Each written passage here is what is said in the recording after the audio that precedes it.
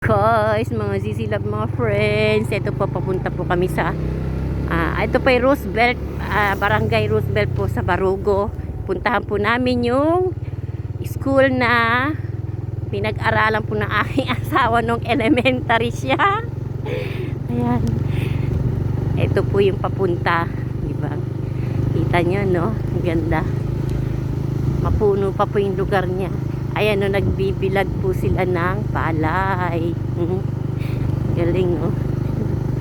Papunta pa lang po kami dun sa school na pinag-aralan ng aking asawa. Sabi nga po andito ka na sa lugar, enjoyin mo na, di ba po? Sabi ganon.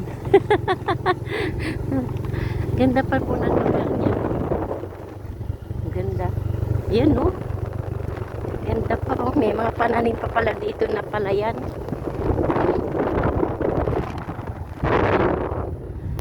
Galing, oh. Ayan, palayan pa yun, oh. Ang ganda. Oh.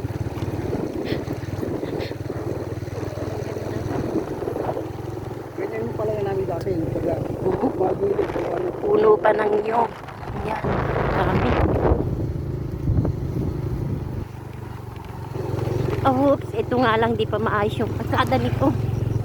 Hindi na, oo, nasira na lang sa mga ano.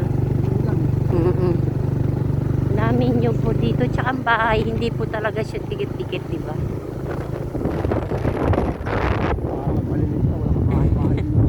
Sa Roosevelt po ito. Puntang school na aking asawa. Pasyal-pasyal. Sarap na hangin sa probinsya. Ganda. Ilan na kaya? Nagmotor lang po kami, rides. Bawal na po helmet dito eh. Pero dahan-dahan lang po kami. Kasi nga hindi naman namin kabisado to.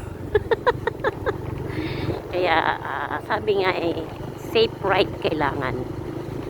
Hindi kailangan magmadali. Nakakarating naman po. Ito medyo maano ni mga bebang bahay na ito. Doon banda talaga mapuno pa.